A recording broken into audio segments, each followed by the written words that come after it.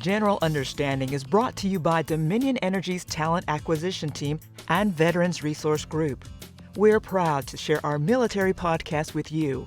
We invite you to visit dominionenergy.com/military to learn more about our military programs and Dominion Energy careers to find the career you love.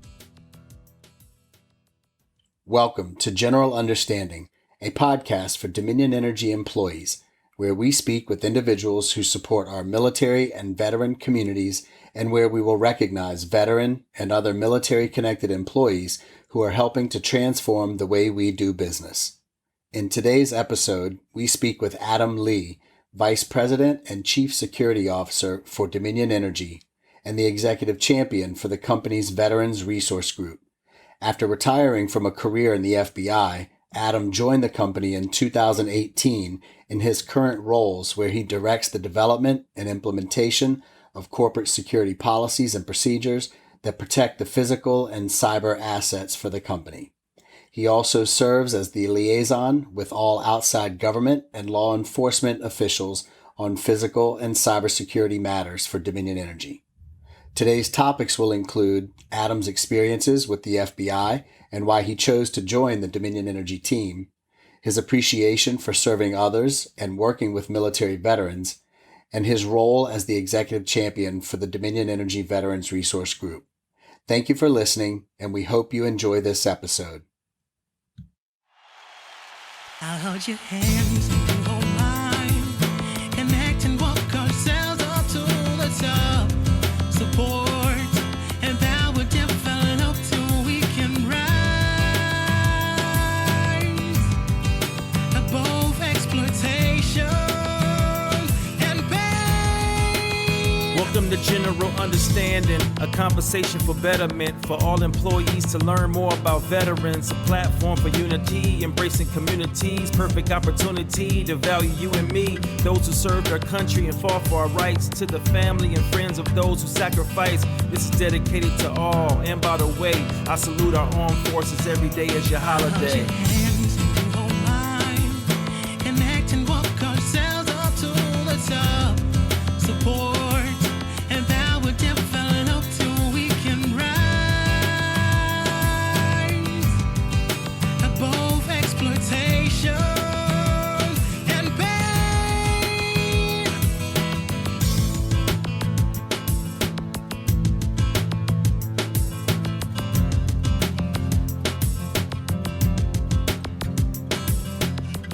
I'm your host, Matt Kellum, Military and Program Coordinator with Dominion Energy, and I'm very, very excited for this particular episode. I've had a chance to work with this gentleman for a little while now through our Veterans Resource Group, which is one of the topics that we'll cover in today's episode. But I'd like to welcome to today's General Understanding podcast episode, Mr. Adam Lee, who is our Vice President and Chief Security Officer here at Dominion Energy. Welcome, Adam. Matt, how are you? I'm doing really well. Yeah, you too, sir. I tell you that this will be our 5th episode that we will release to the company and the employees listening, and I'm excited about all of our guests. And as you know, in preparing for this, we've had external guests, we've had some internal guests, of course, and they're all special. But obviously, to have someone of your caliber and the stories and experiences you'll be able to share, I've been looking forward to this one for a while. So I appreciate you joining us. Well, I appreciate it, Matt. It's fun to talk to you. I always enjoy talking with you. And I'll say on a personal note, thanks for all the things that you do, number one, for the company, but also in service to me personally, as I try and navigate through my first private sector foray after, a quarter century in all levels of government. So grateful for you and helping me along the way. Oh, sure. No, and I echo all of that. I love what I do, and on that note, if I can, let's have you, if you don't mind, just introduce yourself better to our listeners. Maybe a little bit about your past experiences in government, if you can elaborate a little bit on that, and then also, how did you come to know about Dominion Energy, and what drew you to our company and our industry? Yeah, you bet. Yeah. So I'm an institutionalized guy, Matt. I started my first job out of law school at the San Francisco District Attorney's Office Spent a little time there, left that for a job in the California State Senate. I was counsel for a member of the state Senate there in his role with the state allocation board. So I was doing large scale school construction project reviews and that sort of thing. Um, Sort of realized in that, which was really, it was public sector, but it was law practice, and realized that that wasn't exactly for me. I'm not cut of that cloth, and needed something a little different. And so I joined the FBI out of that job. Proposed to my wife when I got my orders for Quantico, Mm-hmm. and said, "Listen, if you're in for the adventure." She also worked in the state Senate there, Okay. um, and so she jumped in, and we're together 23 years later. But just an interesting foundation for a job in the bureau. I think the predicate for our conversation is veterans issues, and I think, I don't know if this is true, but just in my experience, I would say a whole host of service members who leave the service join the FBI. It's a very logical fit.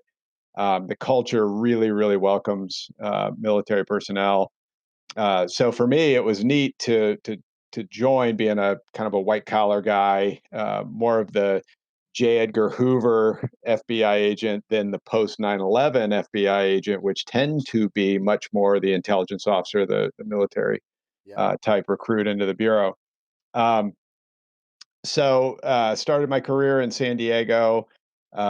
Spent 7 years on a SWAT team in San Diego, working transnational organized crime, particularly the Mexican drug cartels. It was a time when Tijuana was sort of the hotbed of cocaine trafficking up from South America and into the United States, and so it was really kind of a hot environment to work in. While also doing that tactical role, I had an investigative role in the white collar crime program that, they tend to leverage your experience. So I worked public corruption cases down there for the first 10 years of my career. Um, Jumped to FBI headquarters, moved the family to Washington, D.C. in 2005 to join the cyber division. So I worked in the FBI cyber division doing lawyer type work. I'm non technical. Matt, you're more technical than me. Well, and Like I'm you. not technical either, so that. Well, I'm always just impressed and amazed by the talent we have at Dominion Energy, Yeah, I am and too. and a lot of those folks in the technical area come out of the military. Great training place for technical folks. But so I was doing more defining the mission space. Cyber was a brand new discipline in law enforcement, the intelligence community, and Capitol Hill had not kept up with the emerging mission space. So I worked in a capacity to sort of advise on what the needs were for law enforcement to be effective against that threat, working with our congressional affairs folks and working on the Hill. So did that for a little while, then went back to operations in Washington, D.C., and ultimately there led the intelligence program, the human intelligence program. So Mm-hmm. running sources not just in the United States, but also working with the agency on overseas sources that would come transition back from domestic to international operation. Sure. Um, and our FISA plant and other things in Washington D.C. And then went back and was the national executive for civil rights and public corruption, Mm-hmm. working some of those cases, which were absolutely fascinating. Learning some of the things folks maybe never want to learn about our government and things people do to one another. Yeah. And then came to beautiful Richmond and spent nearly 5 years as a special agent in charge of the Richmond Division, which is 82 counties of Virginia. Mm-hmm. All that long, tiresome information as a segue to how I got to Dominion Energy. And Dominion Energy, from sort of a critical infrastructure, national asset perspective, Mm-hmm. is, I say this every time I speak to groups. It's the power company to the Pentagon, it's a power company to the three-letter agencies, it's a Yeah. power company to Quantico, the Navy Yard. So this is our company is a unique national asset.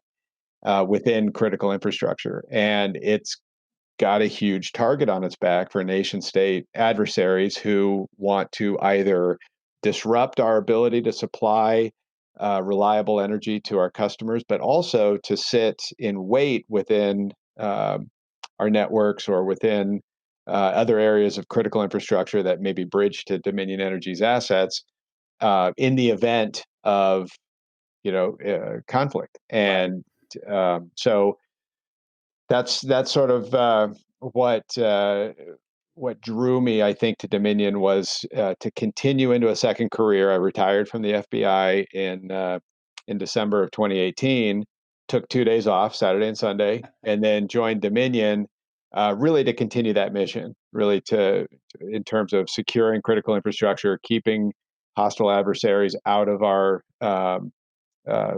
nation's key assets to supply life-giving energy to our populations.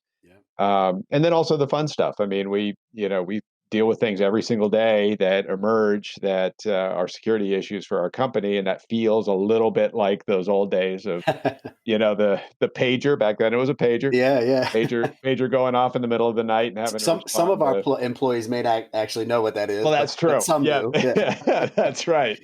That's right.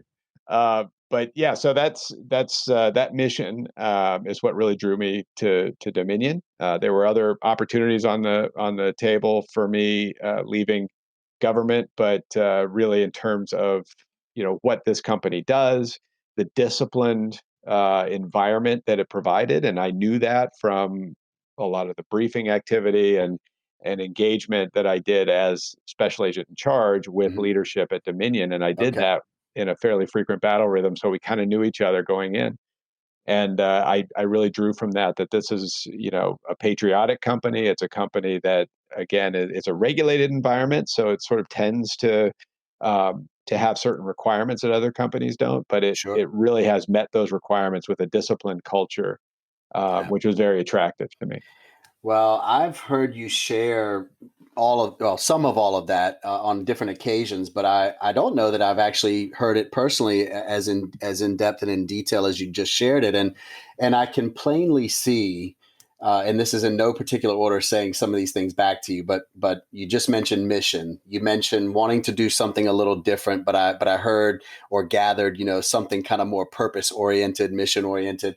And then you even just kind of alluded to many, many things within the FBI organization that if I didn't know you were talking about the FBI, I'd probably assume you were talking about Dominion Energy. So I can see all of the similarities. And even before I had the opportunity to meet you, when you joined the company or shortly after you joined the company, I thought it was a very, very, very good move, even just me reading it in an article or on paper, to have someone like you join our company, because like with military, I think it's really important for any civilian employer to have talented, skilled professionals coming into our industry to bring those talents to just make us better. Having worked with you in a couple of different ways, but especially through the Veterans Resource Group, I appreciate your leadership and can say that you've certainly done that. What are there any unique experiences? And I know there's some you just can't go into detail, but are there maybe one or two unique experiences from your time in the FBI that you can say, and you alluded to cyber and things like that, but that you can say are they're very, very, very similar to the energy industry and what I'm dealing with here or setting up at Dominion Energy, just to give the listeners some another level of perspective.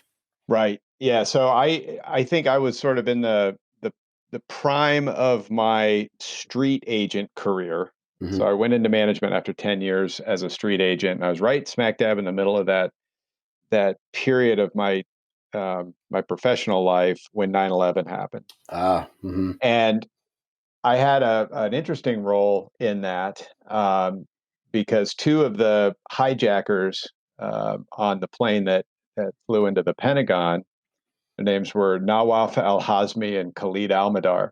Mm-hmm. And they were folks who were known to the CIA. They were, or one of them, I shouldn't say both, one of them, and I can't go too deeply into that, but Hmm. they had been, this is all in the 9/11 Commission report, but they had been monitored meeting with the mastermind of the coal bombing in Malaysia. And it was one of those cats that had found his way through Los Angeles down into San Diego, where he was taking flight lessons at Montgomery Field, which is a municipal airport right across the street, literally across the street from the FBI field office. Uh, And so after 9/11, I got the ticket on sitting and interviewing the individual who they lived with for the entire time they were in San Diego, who was a very prominent member of the community. Won't go into that, but if you Google it, you can find the story. mhm. But so I sat with him for 3 days and really just kind of extracted from him everything he knew, and I don't think he was complicit in the plot. That's also in the 9/11 Commission report. Right. But just it really opened my eyes to what um, the vulnerability is for a free and open society like ours to nation state adversaries, or in this case, a very highly organized and sophisticated terrorist organization. Yeah. And it really it just sort of opened up a world to me. Again, I was that old J. Edgar Hoover FBI agent. I was looking for bad guys, and it was very kinetic and tactical how I did my job. And then all of a sudden, wow, we have sort of these existential threats that are here, and they're Hmm. plotting and planning, and um, it just really changed my perspective in terms of how I approach my job. And I think it did for a whole lot of FBI agents at that time. And so just in terms of recognizing and again moving into cyber division and things, that was the whole battlefield, right? That was just Right. what was in front of us was that larger strategic threat. And so now being in critical infrastructure for I think one of the largest energy companies, but unique within that, one that's positioned where we are doing the work that we do, supplying the customers we supply. Yeah. I think it's really a continuation of that mission and that awareness. Well, and I, yeah, and I, that is interesting. And I think I have a little bit of an advantage in the role that I'm in talent acquisition and military program coordinator. I get to hear about these kinds of things more so than a lot of our listeners and other 19,000 employees get to hear. Plus, I get to interact with a lot of the transitioning service members or veterans who might have done something similar, at least similar to the departments within your organization in the military. So this isn't foreign to me. But on that note, could you maybe tell a little bit about, at a high level, some of the groups within your organization, but also maybe where veterans or transitioning service members have come in and fit in well, and what are some of those roles and skills that align well? You bet. Yeah, one thing that I love about working with former military personnel, and I use that. That's actually, veterans is the term, but I Yeah, say former military personnel, right? Uh, once a Marine, always a Marine. right, Once right. a sailor, always a sailor. Yeah, Because it's when you're in the FBI and you have transitioning service people, it's not like sort of you're out of the game veteran, right? right, It's right. like, no, this is a continuation of your service. So Sure. so that's how I perceive it, and I still do here to a certain degree. But the military personnel that I've worked with in the bureau and here, and I probably have a disproportionately large percentage of former military personnel in security. Hmm. It just is what it is. Hmm. Is sort of that doing the right thing and doing things right sort of Right. mentality. It's that achievement to mission. It's sort of a principled achiever culture that is sort of goes to what you and I have talked about many times, which is working towards something bigger than yourself. That's the whole notion of mission orientation. Is you're not just here earning a paycheck. You're not just here punching the clock, and it's not about you. Right. And then when you move into leadership, I've seen former military sort of bring to our workforce that servant leadership Hmm. perspective that you treat everyone with the same dignity and respect, irrespective of how much you like them, how much you have in common with them, how much you have a social personal relationship with them. You absolutely treat all of your folks the same in terms of what their opportunity are to succeed underneath your leadership. Yes, sir. And that your job is to supply them with everything they need, from soft skill interaction to hard resources and funding to training and development. All the things they need to be as good as they can possibly be is your job. Yep. Agreed. And that's inculcated to military personnel. That's certainly part of the FBI's ethos. And I think Dominion can only benefit from more of that perspective, Yeah. particularly in leadership. I think that servant leadership is an engine that drives greatness. I really Yeah. do believe that. I agree, and I know. Well, I won't tell stories on how we had built relationships prior to them joining the company. Probably similar to some of the relationships you had, but I know we have a few veterans that are in threat intelligence or threat analysis, cybersecurity, your more traditional physical security. So, and again, I think employees and even folks outside the company alike don't just innocently aren't aware of all the opportunities that are within a corporate security type setting. And Yeah, there that's really right. are many of them. That's right. Absolutely. I think the sort of one of the biggest things, and my bosses along the way here, and I've had a couple now since 2018 when I joined, would probably chuckle because they're tired of hearing me say, "We're not gates, guards, and guns." That is Right. not what corporate security is. Corporate security is threat management. It's more of a managing risk to the company by virtue of protecting its people, protecting its assets, and protecting its reputation.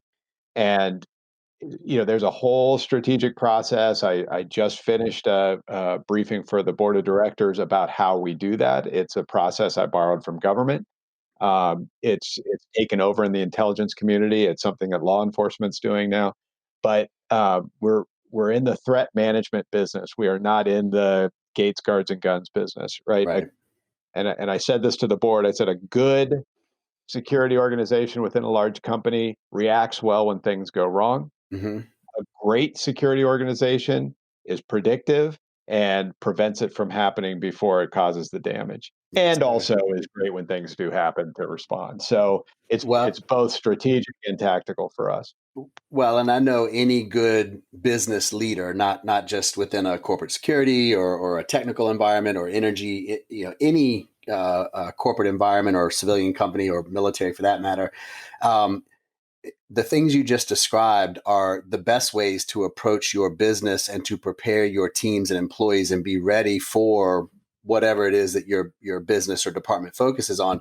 And when I heard you just describing what you just mentioned and how you approach your business, that reminds me a lot of how our electric construction and distribution folks prepare for their business and Yeah. maybe storms and we're ready to go there, and even on the gas side and even within HR. I mean, in talent acquisition we try Yeah. to do the same thing. So I very much appreciate, and I sometimes have to simplify things to make sure that I'm understanding them and saying them correctly, but I really appreciate what you just described, and I think hopefully our listeners will as well. That one, this is a very unique group within the company. Two, there's so many occupations in the military, transitioning service members, veterans alike, that fit in well into your organization. And then also just now understanding your experiences and appreciation for service and service members. I'm going to switch gears just a little bit on you because for the next few minutes, I want to be able to kind of chat about our very special Veterans Resource Group. Yeah. So for our listeners, you are, since you've joined the company or shortly thereafter, you've been our executive champion for the Dominion Energy Veterans Resource Group. I've been a member since day one and serve not only as a member, but also as an advisor to the group. So I'm very lucky to have those opportunities to work with you there. Can you give your executive perspective and overview about the Veterans Resource Group and maybe just some highlights of your experiences and things we've been able to do?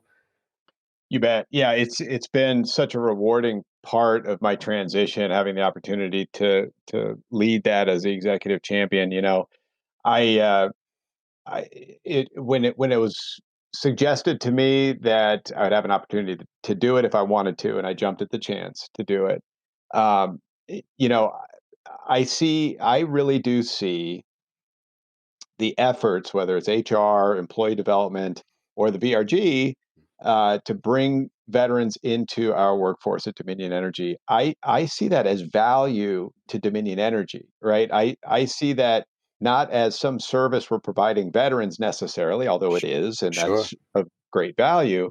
I see it as Dominion being smart and strategic about how to bring the best into its workforce. And so it's like, hey, I'll be a part of that. And I think I think it's not a surprise then that I've had a lot of opportunity to work with you and a lot of opportunity to work with folks both from HR and from employee development uh, to do things to maximize the experience, well, maximize recruiting, sourcing, transition programs to get folks sort of settled here, feeling comfortable in a new culture, Hmm.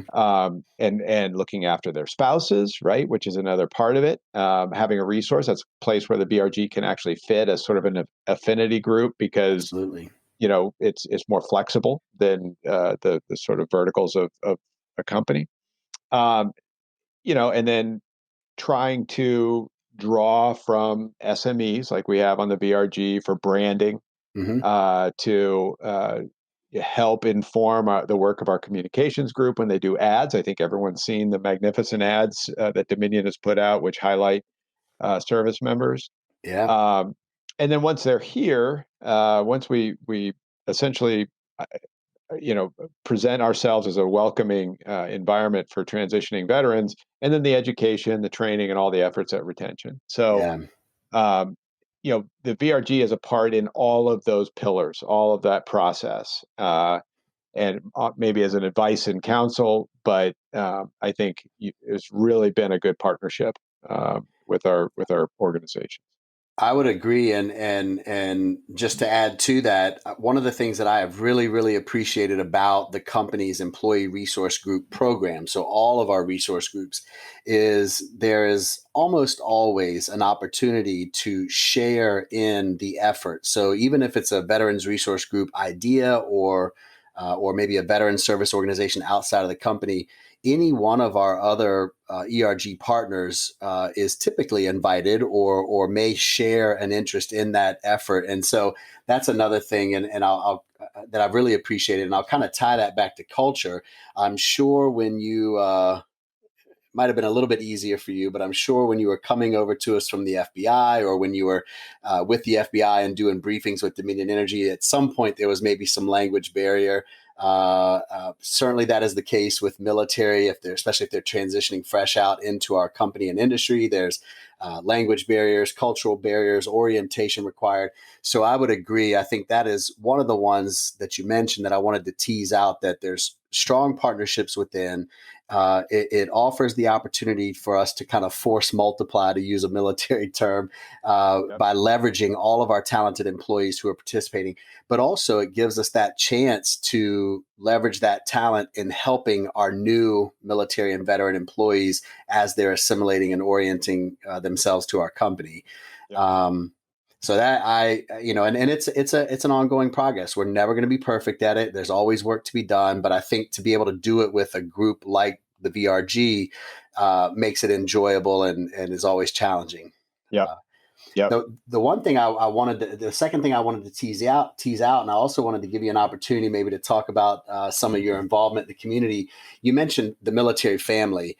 And that is, well, just like with the Dominion Energy family, whether someone's a veteran or not, when our employees are serving, obviously it's very important for them to have stability and support from home.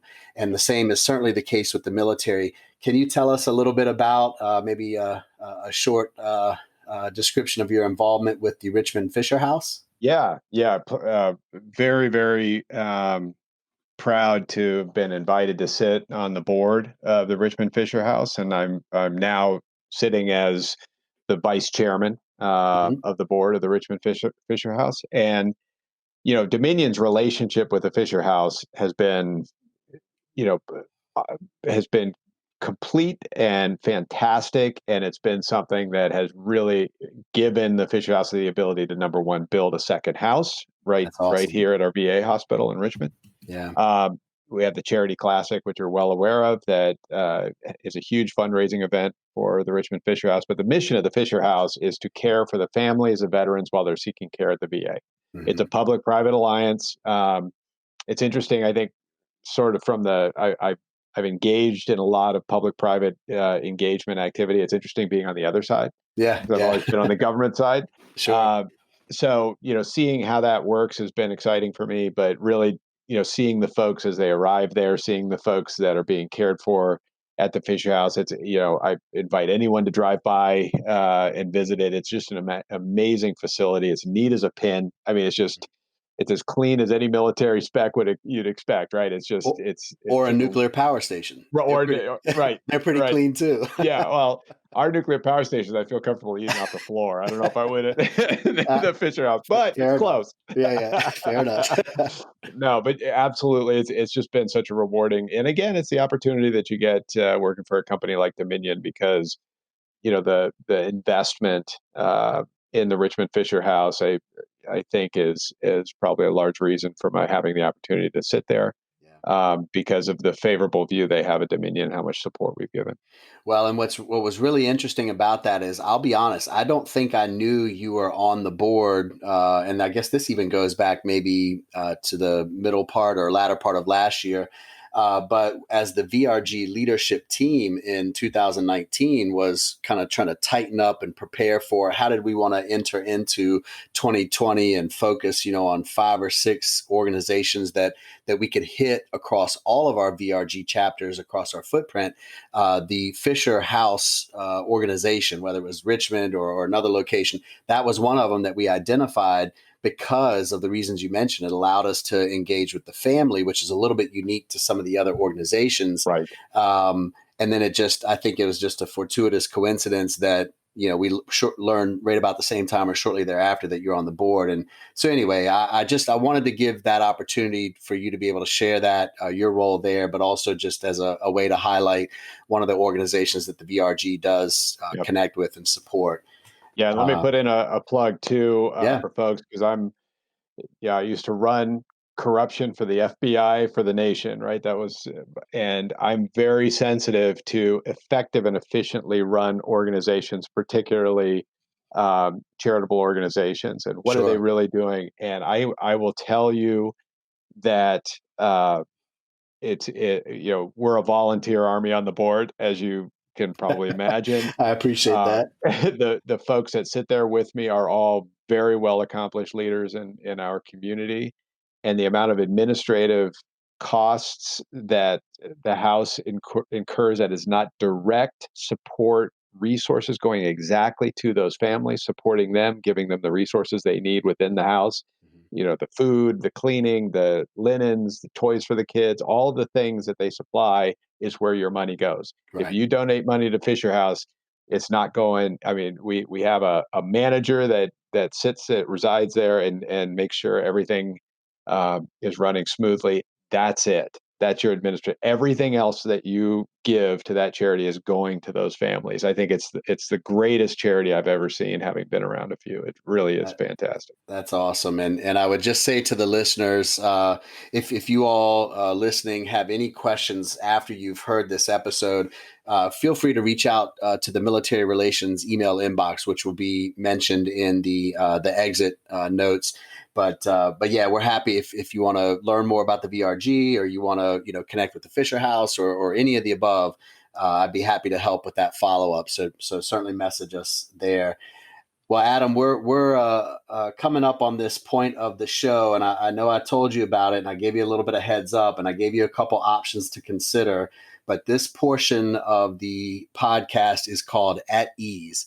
And basically, it is, and I think even in the FBI, you can probably appreciate the term. It's just our way in the podcast to kind of unwind a bit here in the last couple minutes.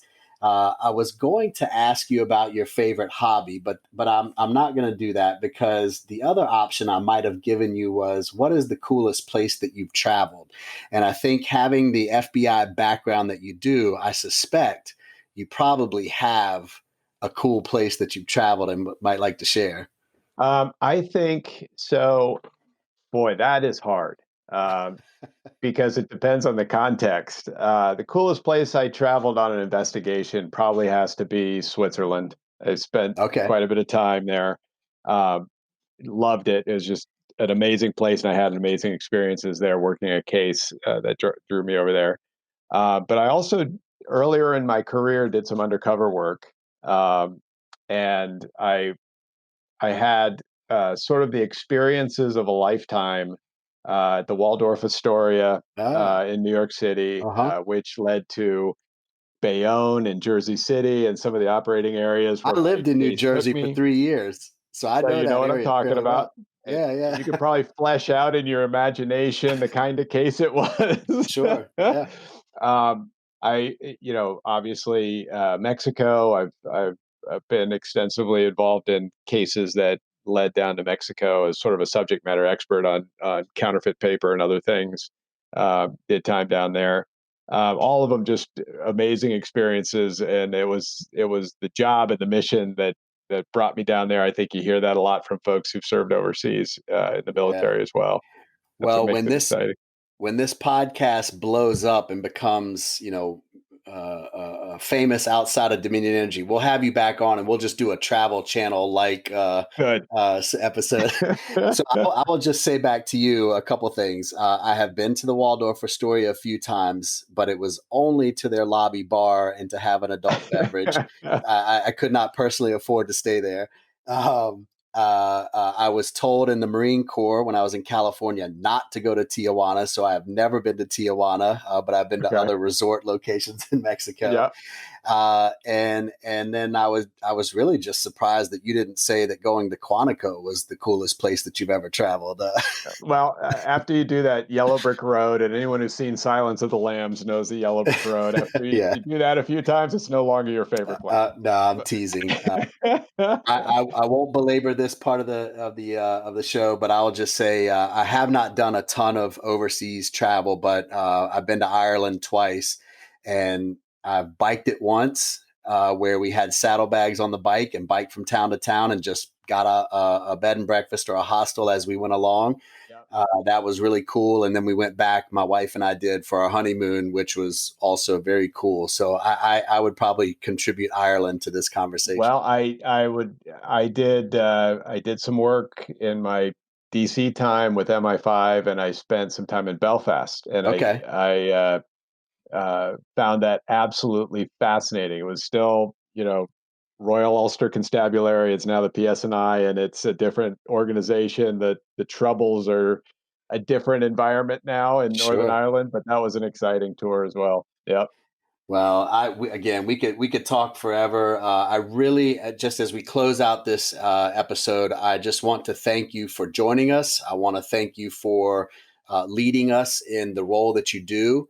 And then I just want to finally thank you for just the chance to work with you in all the ways that I get to support you, but especially through the VRG. I think, as you'd mentioned a moment ago, we get to hit on a number of really meaningful things, and there's always opportunities to do more. So Yep. thanks for joining us today, and thank you for everything you do with the company.